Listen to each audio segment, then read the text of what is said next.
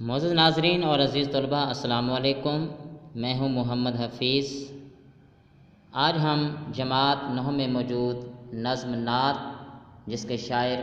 امیر مینائی ہیں، ان کا تعارف اور اشعار کی تعریف تشریح جو ہے وہ پڑھیں گے۔ پہلا شعر ہے: صبا بے شک آتی مدینے سے تو ہے، صبا بے شک آتی مدینے سے تو ہے، کہ تجھ میں مدینے کے پھولوں کی بو ہے۔ شاعر امیر مینائی اس شعر میں نبی کریم صلی اللہ علیہ وآلہ وسلم کے شہر سے والہانہ محبت کا اظہار کرتے ہوئے صبح کی ٹھنڈی ہوا سے مخاطب ہے کہ اے صبح کی ٹھنڈی ہوا، مجھے ایسا لگتا ہے کہ تو نبی کریم صلی اللہ علیہ وسلم کے شہر اقدس سے ہو کے آئی ہے، کیونکہ یہ تجھ میں جو پیاری پیاری اور بھینی بھینی خوشبو ہے، یہ اس بات کا ثبوت ہے کہ تو میرے آقا و مولا صلی اللہ علیہ وآلہ وسلم کے شہر اقدس سے آئی ہے۔ اور عزیز طلباء، آج سائنس بھی اس چیز کو ثابت کر چکی ہے کہ یہ جو ہم آکسیجن لیتے ہیں، اس کا جو مرکز ہے وہ شہر مدینہ ہے۔ یعنی یہ جو ہم سانس لیتے ہیں، یہ بھی نبی کریم صلی اللہ علیہ وآلہ وسلم کے شہر کی مرہون منت ہے۔ ہم جتنی سانسیں لیتے ہیں وہ آپ صلی اللہ علیہ وآلہ وسلم کے روضہ اقدس سے ہو کر وہ جو ہمارے پاس آکسیجن پہنچتی ہے، وہ آپ صلی اللہ علیہ وسلم کے روضہ اقدس سے اور آپ صلی اللہ علیہ وسلم کی سنہری جالیوں کو چھوتے ہوئے ہم تک پہنچتی ہے۔ دوسرا شعر ہے: سنی ہم نے طوطی و بلبل کی باتیں، سنی ہم نے طوطی و بلبل کی باتیں، تیرا تذکرہ ہے تیری گفتگو ہے۔ شاعر امیر مینائی اس شعر میں بھی اپنی بے پناہ محبتوں کا اظہار کرتے ہوئے کچھ اس طرح سے گویا ہے کہ یہ صرف انسان ہی نہیں، جب میں نے چھوٹے چھوٹے پرندوں کو چہچہاتے ہوئے سنا اور ان کو آپس میں گفتگو کرتے سنا، تو مجھے ایسا لگا کہ وہ بھی آپ صلی اللہ علیہ وآلہ وسلم کے بارے میں گفتگو کر رہے ہیں، اور آپ صلی اللہ علیہ وآلہ وسلم کا جو تذکرہ ہے ان کے لبوں پر جاری ہے۔ چونکہ نبی کریم صلی اللہ علیہ وآلہ وسلم کی جو ذات اقدس ہے وہ صرف انسانوں کے لیے نہیں بلکہ حیوانوں، چرند اور پرند کے لیے بھی نبی بن کر آئے ہیں، اور آپ صلی اللہ علیہ وآلہ وسلم کی جو رحمت ہے وہ جس طرح انسانوں پر تھی، اسی طرح جانوروں اور پرندوں پر بھی تھی۔ اس طرح ایک واقعہ ہے کہ نبی کریم صلی اللہ علیہ وآلہ وسلم ایک بار ایک غزوے سے واپس آ رہے تھے، تو راستے میں ایک چڑیا نے گھونسلہ بنا رکھا تھا، تو ایک صحابی نے چڑیا کے بچے اٹھا لیے۔ وہ چڑیا جو ہے اپنے بچوں کے لیے تڑپی اور اس قافلے کے اوپر چہچہانے لگی، یعنی اپنی پریشانی کا اظہار کرنے لگی، اور نبی کریم صلی اللہ علیہ وآلہ وسلم کو اپنا درد غم سنانے لگی۔ تو نبی کریم صلی اللہ علیہ وآلہ وسلم نے صحابہ سے مخاطب ہو کر کہا کہ اس چڑیا کو کس نے رلایا ہے؟ تو ایک صحابی نے جواب دیا: یا رسول اللہ صلی اللہ علیہ وآلہ وسلم، میں نے گھونسلے سے اس کے بچے اٹھائے ہیں۔ تو نبی کریم صلی اللہ علیہ وآلہ وسلم نے فرمایا کہ فوراً اس کے بچوں کو اس کے گھونسلے میں رکھو، کسی جانور کو بلا وجہ تکلیف دینا بری بات ہے۔ تو نبی کریم صلی اللہ علیہ وآلہ وسلم کی جو ذات اقدس ہے وہ صرف انسانوں پر نہیں بلکہ جانوروں، درندوں، چرندوں پر بھی مہربان تھی۔ اسی طرح اگلا شعر ہے: جیوں تیرے در پر مروں تیرے در پر، یہی مجھ کو حسرت یہی آرزو ہے۔ جیوں تیرے در پر مروں تیرے در پر، یہی مجھ کو حسرت یہی آرزو ہے۔ اس شعر میں بھی امیر مینائی نبی کریم صلی اللہ علیہ وآلہ وسلم کے در پر جینے اور مرنے کی جو تمنا کرتا ہے، اور آپ صلی اللہ علیہ وسلم سے بے پناہ محبت کا اظہار کچھ اس طرح سے کرتا ہے کہ مجھے اللہ تعالیٰ نے جتنی بھی زندگی دی ہے، میری زندگی کے جتنے بھی دن ہیں وہ آپ صلی اللہ علیہ وآلہ وسلم کے در اقدس پر گزریں، اور اگر مجھے موت آئے تو وہ بھی در مصطفیٰ پہ آئے۔ میری اگر کوئی حسرت اور آرزو ہے تو وہ یہی ہے کہ نبی کریم صلی اللہ علیہ وآلہ وسلم کے شہر میں، آپ صلی اللہ علیہ وآلہ وسلم کی گلیوں میں مجھے موت آ جائے، اور میرا جو مدفن ہے وہ بھی وہیں بن جائے۔ نیکسٹ جو شعر ہے: جمے جس طرف آنکھ جلوہ ہے اس کا، جمے جس طرف آنکھ جلوہ ہے اس کا، جو یکسو ہو دل تو وہی چار سو ہے۔ اس شعر میں بھی امیر منائی نبی کریم صلی اللہ علیہ وآلہ وسلم سے بے پناہ محبت کا اظہار کرتے ہوئے کچھ اس طرح سے گویا ہیں کہ میں جس طرف بھی اپنی نگاہوں کا مرکز بناتا ہوں، اپنی نگاہیں اٹھاتا ہوں، تو نبی کریم صلی اللہ علیہ وآلہ وسلم کی ذات اقدس کے جلوے نظر آتے ہیں، اور آپ صلی اللہ علیہ وآلہ وسلم کی موجودگی جو ہے وہ ظاہر ہوتی ہے۔ یہ اس آیت سے بھی ثابت ہے کہ اللہ تعالیٰ نے قرآن مجید میں فرمایا وما ارسلناک الا رحمۃ للعالمین، اور ہم نے آپ کو تمام جہانوں کے لیے رحمت بنا کر بھیجا ہے۔ یعنی نبی کریم صلی اللہ علیہ وآلہ وسلم صرف یہ نہیں کہ وہ جب حیات تھے تو اس وقت موجود تھے، نبی کریم صلی اللہ علیہ وآلہ وسلم کی ذات اقدس کے جو جلوے ہیں اب بھی کائنات میں موجود ہیں،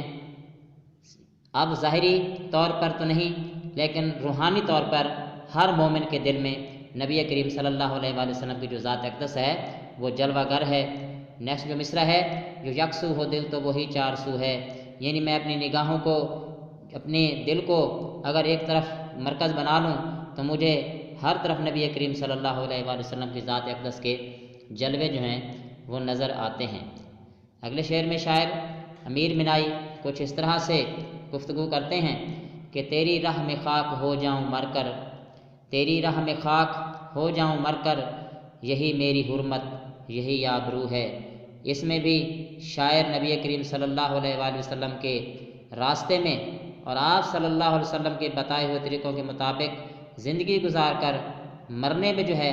اپنی عزت اور اپنی آبرو جو ہے وہ قرار دیتا ہے، کہتا ہے کہ کاش کہ میں نبی کریم صلی اللہ علیہ وآلہ وسلم کے بتائے ہوئے طریقوں کے مطابق زندگی گزار کر جو ہے میں خاک ہو جاؤں، مجھے موت آ جائے، میں ملیہ میٹ ہو جاؤں، اور میری جو عزت ہے، میرا جو وقار ہے وہ اسی میں ہے کہ میں نبی کریم صلی اللہ علیہ وآلہ وسلم کے بتائے ہوئے طریقے اور آپ صلی اللہ علیہ وآلہ وسلم کی جو تعلیمات ہیں ان پر عمل کرتے ہوئے مجھے موت آ جائے اور میں بالکل ختم ہو جاؤں۔ میرے لیے اگر کوئی عزت، وقار اور حرمت اور آبرو کا مقام ہے تو وہ یہی ہے۔ اگلے شعر میں امیر منائی کہتے ہیں یہاں ہے ظہور اور وہاں نور تیرا، یہاں ہے ظہور اور وہاں نور تیرا، مقام بھی تو لا مقام بھی تو ہے۔ شاعر امیر منائی نبی کریم صلی اللہ علیہ وآلہ وسلم کی ذات اقدس سے بڑا والہانہ محبت اور عشق کا اظہار کرتے ہوئے شعر میں کہتے ہیں کہ دنیا میں نبی کریم صلی اللہ علیہ وآلہ وسلم موجود ہیں، آپ صلی اللہ علیہ وآلہ وسلم روحانی طور پر ہر دل میں جلوہ گر ہیں، اور آپ صلی اللہ علیہ وآلہ وسلم جو ہیں آخرت میں یا لا مقام میں جو ہے وہ نور کی شکل میں موجود ہیں۔ نبی کریم صلی اللہ علیہ وآلہ وسلم کی جو ذات اقدس ہے وہ آپ کو یہاں بتانا ضروری ہے کہ نبی کریم صلی اللہ علیہ وآلہ وسلم کی ذات اقدس بیک وقت دو صورتوں میں جو ہے وہ اس دنیا میں جلوہ گر ہے۔ نبی کریم صلی اللہ علیہ وسلم جو ہیں وہ بشریت کے روح میں بھی ہیں اور نور کے روح میں بھی ہیں۔ بشریت کے روح میں اس لیے ہیں کہ انہوں نے انسانوں کو جو ہے وہ اللہ تعالیٰ کا پیغام جو ہے وہ سنانا تھا، وہ پہنچانا تھا، اس لیے آپ صلی اللہ علیہ وآلہ وسلم کی جو ظاہری شکل و صورت ہے اور آپ صلی اللہ علیہ وسلم کو بشر یعنی انسان کی شکل میں دنیا میں بھیجا گیا، اور وہاں سے جو پیغامات اللہ تعالیٰ سے جو ملتے ہیں وہ آپ اپنی جو نورانی جو آپ کی روح ہے، نورانی روح ہے، وہ اس روح میں اللہ تعالیٰ سے وہ پیغامات اور تعلیمات لیتے ہیں اور انسانی شکل میں جو ہے آ کر انسانوں کو وہ پیغام دیتے ہیں۔ اسی طرح ایک صحابی رسول نے جب نبی کریم صلی اللہ علیہ وآلہ وسلم سے ایک بار سوال کیا کہ یا رسول اللہ صلی اللہ علیہ وآلہ وسلم کہ اللہ تعالیٰ نے اس کائنات کی سب سے پہلی چیز کیا تخلیق کی، تو نبی کریم صلی اللہ علیہ وآلہ وسلم نے فرمایا کہ اے میرے صحابی سن لے کہ سب سے پہلے اللہ نے تیرے نبی کے نور کو پیدا کیا۔ تو نبی کریم صلی اللہ علیہ وآلہ وسلم کی جو ذات اقدس ہے وہ یہاں ظاہری طور پہ انسانی شکل میں بھی اور آپ صلی اللہ علیہ وسلم جو ہیں وہ نور کی شکل میں بھی موجود ہیں۔ مقام بھی تو لا مقام بھی تو ہے، یعنی اس دنیا میں، اس مادی دنیا میں بھی نبی کریم صلی اللہ علیہ وسلم کی جلوہ گری ہے، یہاں پر بھی آپ صلی اللہ علیہ وآلہ وسلم جلوہ گر ہیں اور موجود ہیں، اور لا مقام یہاں مادی دنیا نہیں ہے یعنی آسمانی دنیا، وہاں پر بھی نبی کریم صلی اللہ علیہ وآلہ وسلم کے جلوے موجود ہیں، کیونکہ اللہ تعالیٰ نے فرمایا کہ وما ارسلناک الا رحمۃ للعالمین، ہم نے آپ کو تمام جہانوں کے لیے جو ہے رحمت بنا کر بھیجا ہے۔ دنیا کے لیے بھی رحمت بنا کر بھیجے گئے، اور آسمانی دنیا بھی، اس کے لیے بھی آپ صلی اللہ علیہ وآلہ وسلم کی جو ذات اقدس ہے وہ بھی رحمت بن کر آئی ہے۔ آخری شعر جس میں امیر منائی نبی کریم صلی اللہ علیہ وآلہ وسلم کی ذات اقدس سے بڑی محبت اور بڑے والہانہ عشق کا اظہار کرتے ہوئے کچھ اس طرح سے کہتے ہیں: جو بے داغ لالا جو بے خار گل ہے، جو بے داغ لالا جو بے خار گل ہے، وہ تو ہے وہ تو ہے وہ تو ہے وہ تو ہے۔ اس شعر میں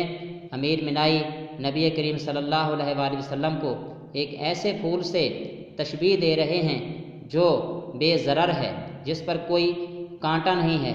اور وہ خوبصورتی کے اعتبار سے بھی بہت دوسرے پھولوں سے بہت خوبصورت ہے۔ لیکن نبی کریم صلی اللہ علیہ وآلہ وسلم کی ذات اقدس کو کسی چیز سے تشبیہ دینا یہ بھی مناسب نہیں ہے، لیکن چونکہ شاعری میں یہ چیزیں استعمال ہوتی ہیں تو شاعر نے نبی کریم صلی اللہ علیہ وآلہ وسلم کو ایک لالا کے پھول سے جو ہے وہ تشبیہ دی ہے کہ لالا کا جو پھول ہوتا ہے بڑا سرخ اور بڑا خوبصورت ہوتا ہے، اس لیے اس کے ساتھ کانٹا نہیں ہوتا۔ جو بے خار گل ہے، یعنی اس میں کہہ رہے ہیں کہ نبی کریم صلی اللہ علیہ وآلہ وسلم کی جو ذات اقدس ہے وہ بے داغ ہے، آپ صلی اللہ علیہ وآلہ وسلم میں کوئی نقص نہیں ہے، کوئی عیب نہیں ہے۔ جس طرح کہ ہر انسان میں کوئی نہ کوئی نقص اور کوئی عیب ہو سکتا ہے، لیکن نبی کریم صلی اللہ علیہ وآلہ وسلم ہر نقص اور ہر عیب سے پاک ہے۔ آپ صلی اللہ علیہ وسلم میں کسی چیز کی کمی نہیں ہے، اور آپ صلی اللہ علیہ وآلہ وسلم بے ضرر شخصیت ہیں۔ آپ صلی اللہ علیہ وسلم سے آج تک کسی نے بھی نقصان نہیں اٹھایا، بلکہ آپ صلی اللہ علیہ وسلم کو دشمنوں نے بھی اگر آپ کو تکلیف دی تو آپ صلی اللہ علیہ وآلہ وسلم نے ان کے لیے بھی دعائے خیر کی۔ آخری مصرع میں کہتے ہیں: وہ تو ہے وہ تو ہے وہ تو ہے وہ تو ہے، یعنی نبی کریم صلی اللہ علیہ وآلہ وسلم کی جو ذات ہے وہ وہی ہی جو ہے ہر جگہ جو ہمیں موجود نظر آتی ہے، اور بے داغ بھی ہے، بے خار بھی ہے، یعنی آپ صلی اللہ علیہ وسلم کی ذات اقدس جو ہے وہ بے داغ بھی ہے، بے عیب بھی ہے، بے نقص بھی ہے، اور آپ صلی اللہ علیہ وسلم کی ذات جو ہے وہ ہر تکلیف جو ہے کسی نے بھی آج تک کسی انسان نے آپ صلی اللہ علیہ وآلہ وسلم سے آج تک کسی نے تکلیف نہیں اٹھائی۔ اب ہم چلتے ہیں امیر منائی کے مختصر تعارف کی طرف۔ امیر منائی 1836 عیسوی میں لکھنؤ میں پیدا ہوئے اور 1900 عیسوی میں انہوں نے وفات پائی۔ آپ نے تمام جتنی بھی شاعری کی اصناف ہیں ان میں طب آزمائی کی، لیکن نعت اور غزل کی طرف زیادہ رجحان رہا۔ ان کی 25 سے زائد جو ہے ان کی تصانیف ہیں، لیکن جو اہم تصانیف ہیں وہ آپ کے سامنے یہ اسکرین پر نظر آ رہی ہیں۔ میرات الغیب، صنم خانہ عشق، نعتیہ دیوان ہے محمد خاتم النبیین۔ یہ جو نعت کا جس کی ابھی ہم نے تشریح کی ہے وہ بھی اسی کتاب میں ہے، محمد خاتم النبیین صلی اللہ علیہ وآلہ وسلم۔ دوسرا ہے ایک شاعروں کا تذکرہ، انتخاب یادگار، اور ان کا ایک نامکمل لغت بھی ہے جسے امیر اللغات کہا جاتا ہے، وہ بھی آپ کی تصنیف ہے۔ امید ہے کہ یہ ویڈیو آپ کو بہت اچھی لگی ہوگی۔ اگر آپ کو یہ ویڈیو اچھی لگی ہے تو آپ اس طرح کی اور تدریسی ویڈیو حاصل کرنے کے لیے ہمارا چینل جو ہے وہ اردو اسپیشل، اس کو آپ سبسکرائب کر لیں۔ شکریہ۔